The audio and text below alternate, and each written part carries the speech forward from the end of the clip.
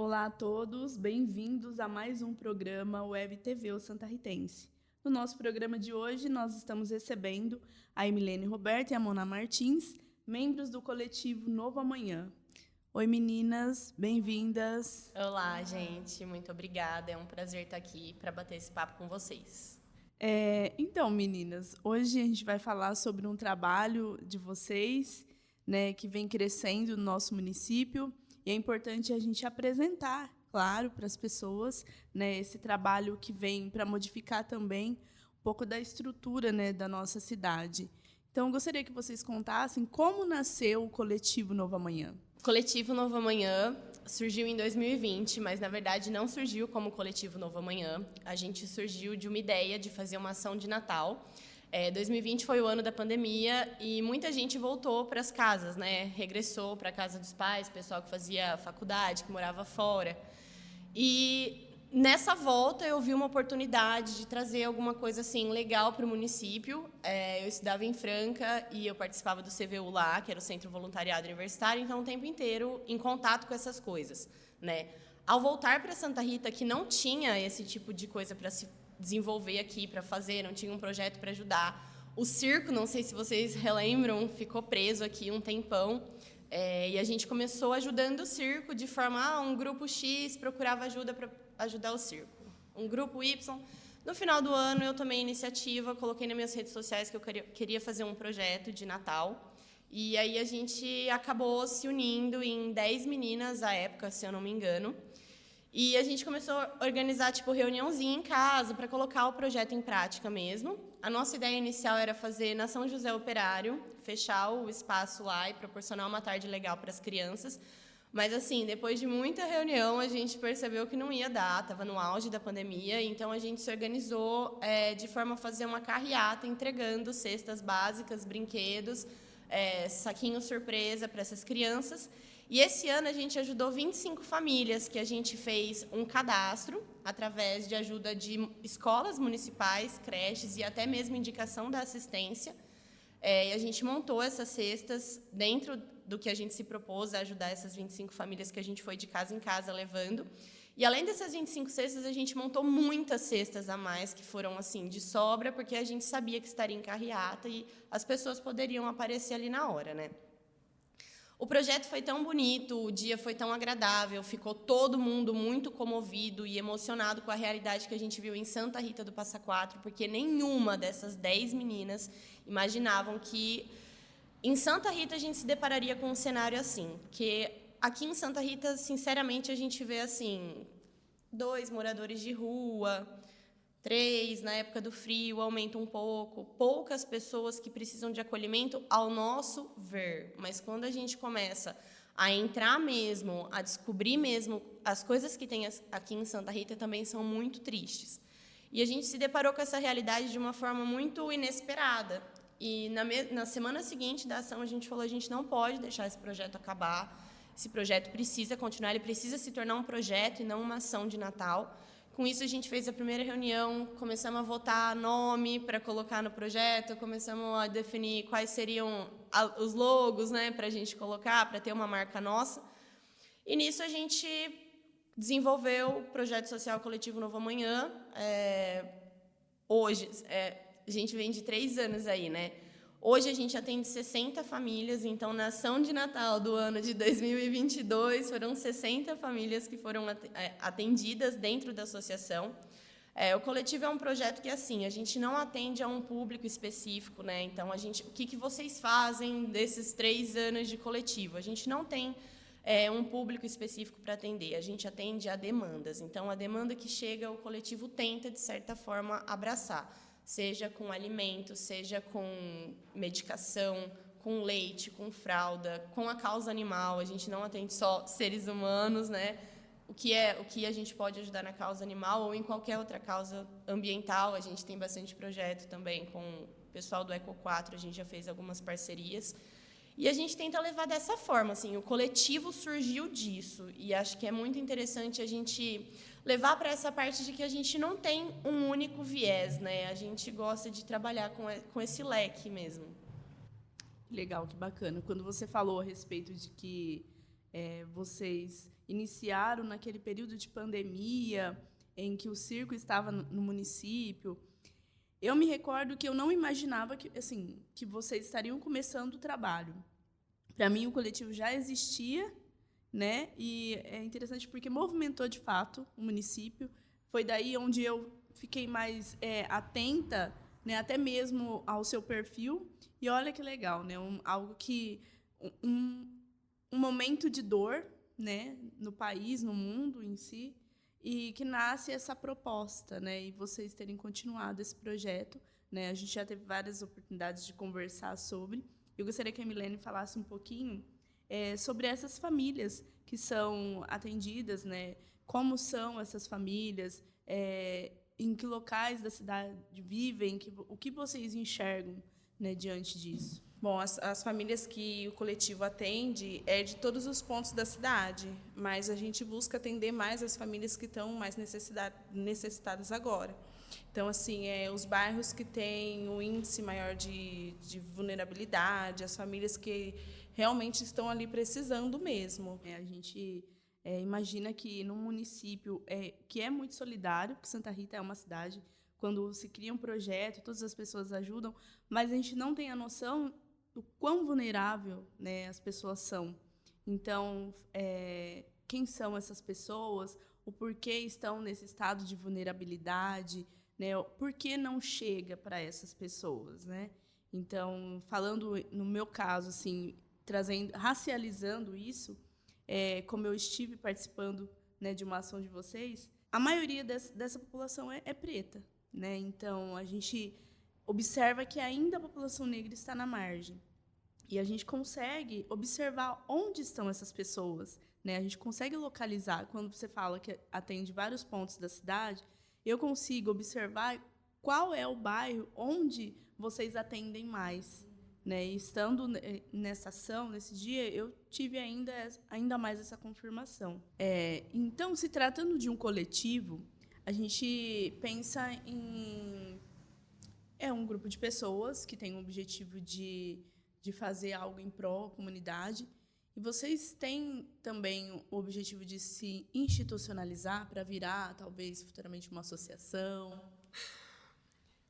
Essa é a pergunta que as pessoas mais fazem para a gente e é a pergunta que a gente, como grupo, como coletivo, mais se faz internamente.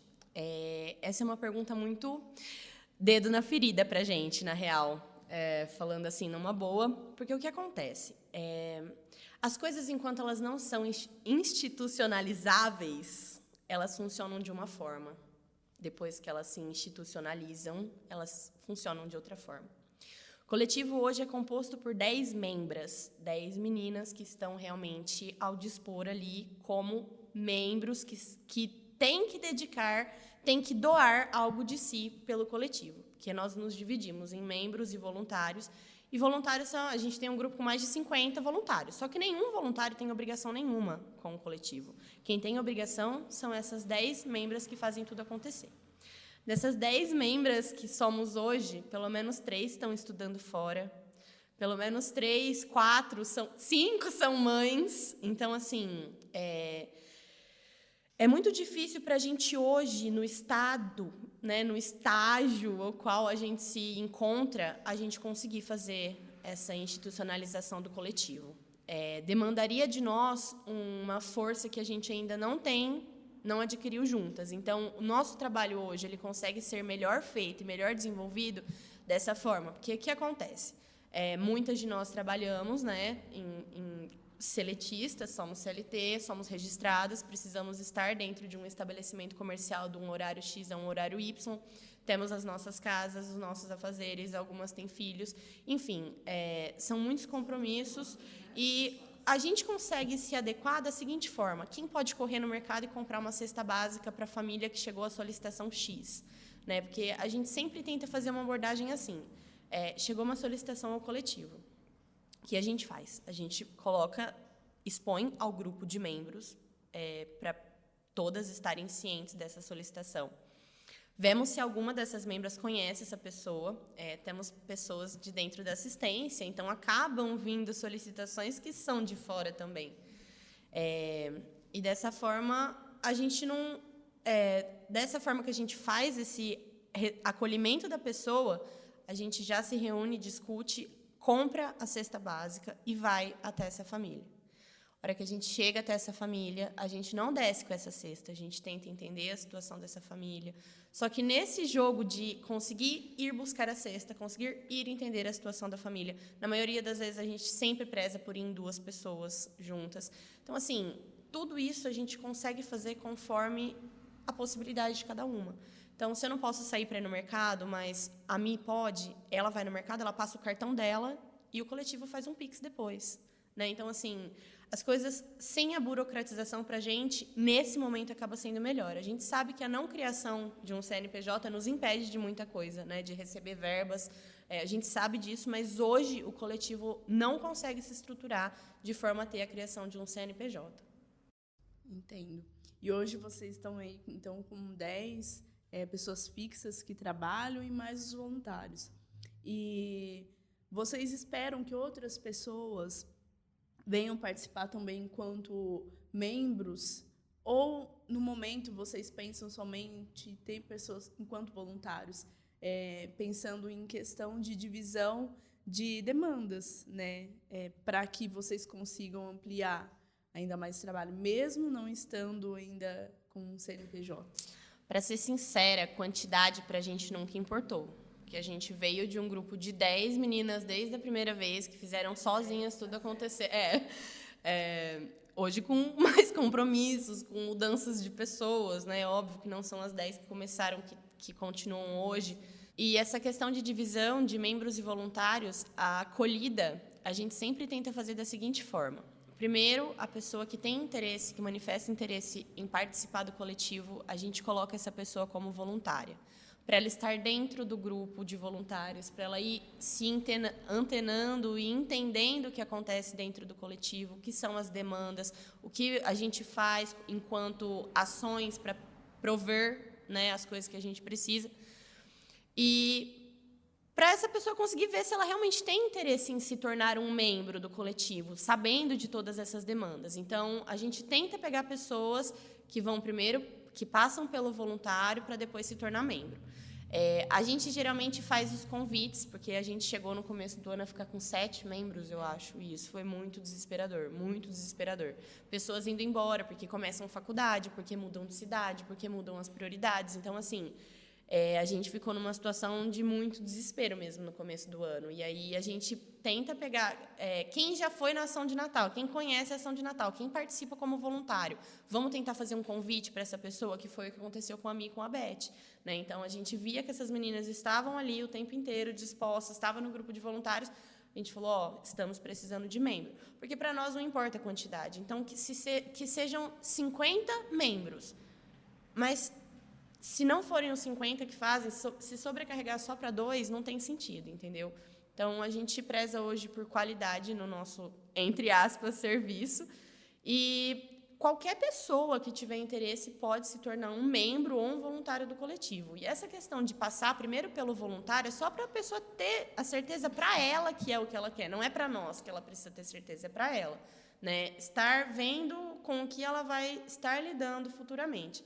Então, a gente aceita membro e voluntário o tempo todo, a gente precisa de pessoas que estejam dispostas e determinadas a colocar a mão na massa.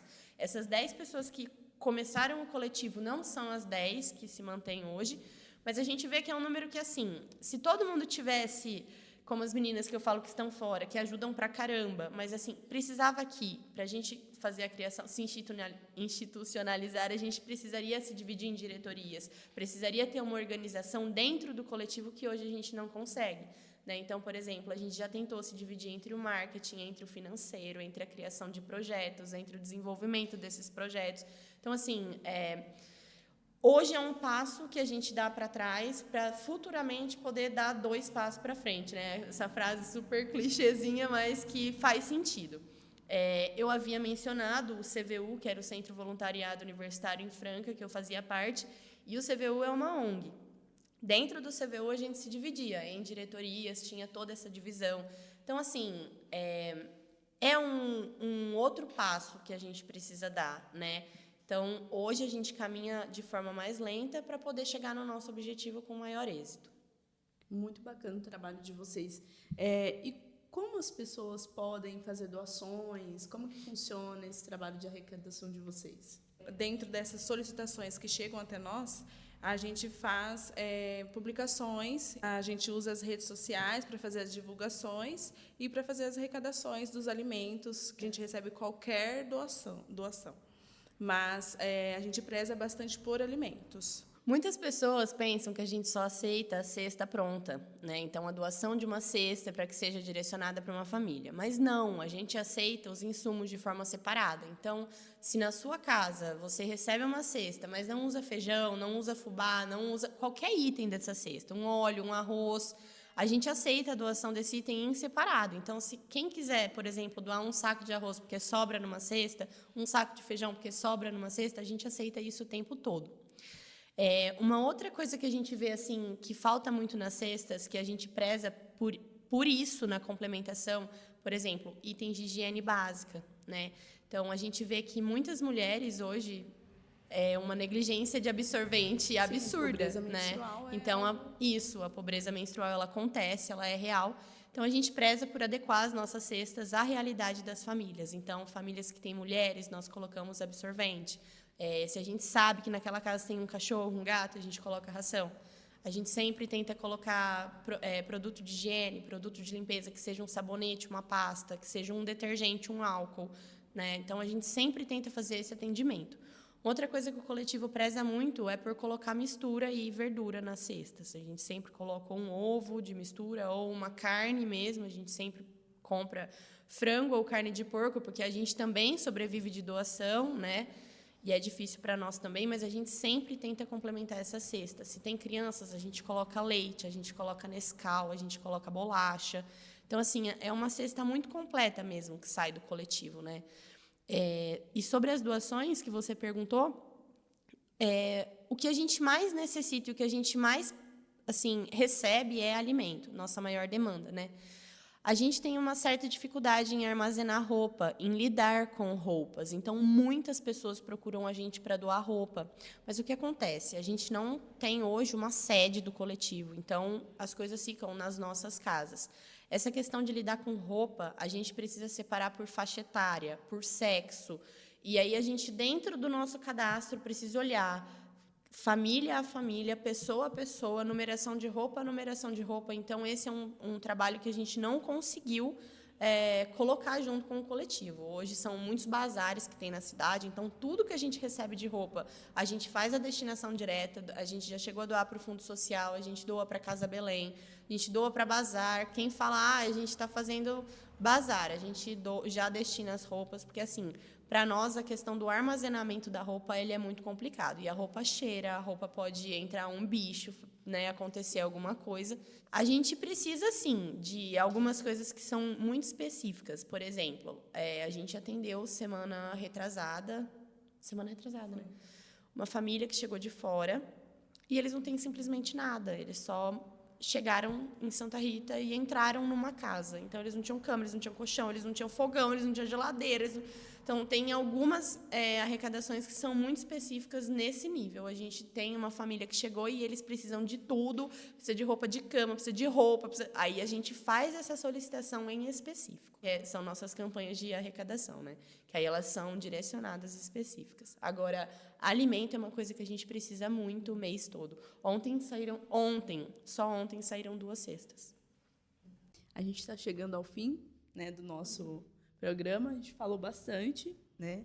E só coisa boa, né?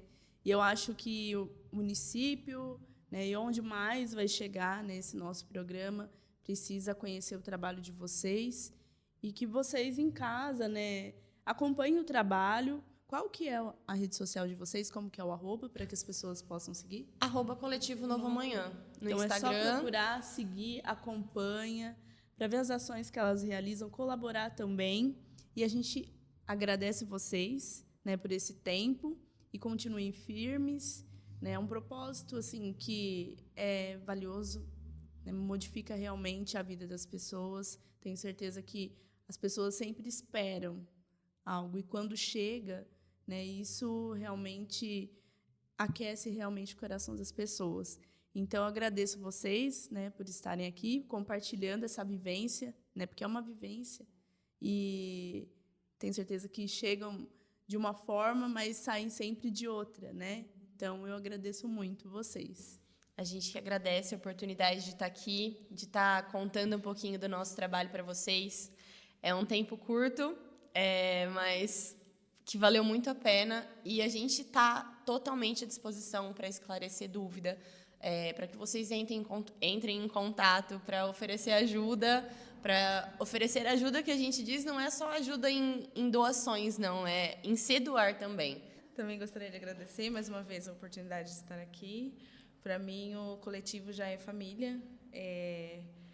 Eu entrei com o intuito de estar ali para ajudar e ganhei família, ganhei amigas e seguimos firme.